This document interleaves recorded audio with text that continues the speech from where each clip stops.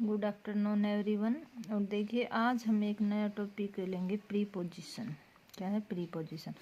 Preposition के very important जो भी शॉर्ट टर्म्स होते हैं, कौन सा प्रीपोजिशन कहाँ किस प्रकार से हम यूज ले सकते हैं, ये सब जानकारी हम लेंगे इसमें। देखिए सबसे पहला है प्रीपोजिशन किसे कहते हैं?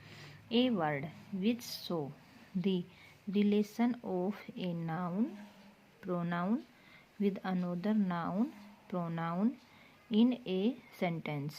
देखिए क्या कह रहा है कि एक शब्द जो रिलेशन दिखाता है नाउन का, संज्ञा का, सर्वनाम का और संज्ञा का दूसरे नाउन और प्रोनाउन के साथ सेंटेंस में, वाक्य में इस प्रकार का जो रिलेशन दिखाता है उसे हम क्या कहते हैं? प्रीपोजिशन कहते हैं।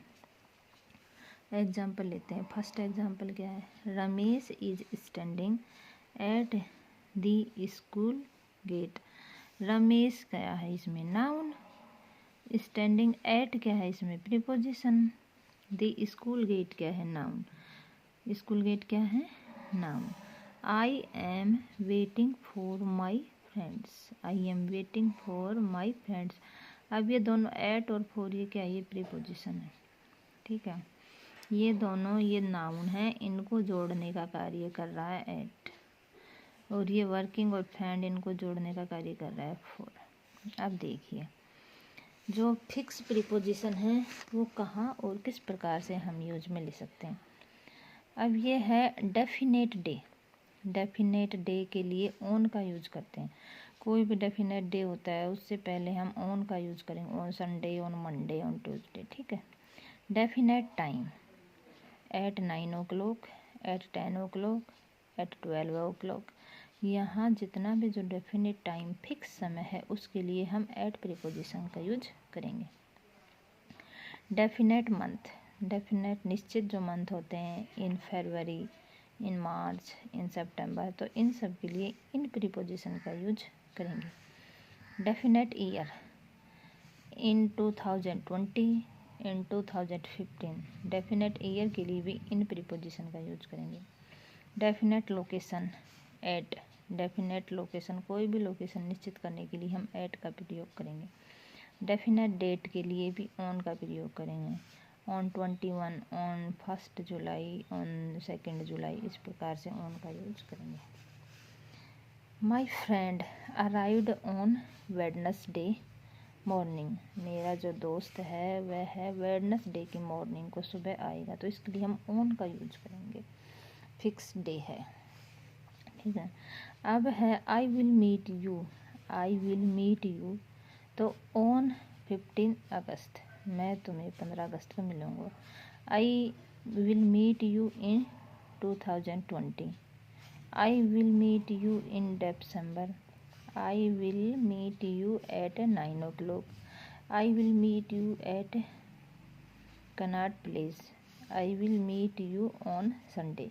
देखिए ये एक शब्द है और एक सेंटेंस के द्वारा इतने सारे प्रीपोजिशन हैं, इनको हम काउंट कर सकते हैं।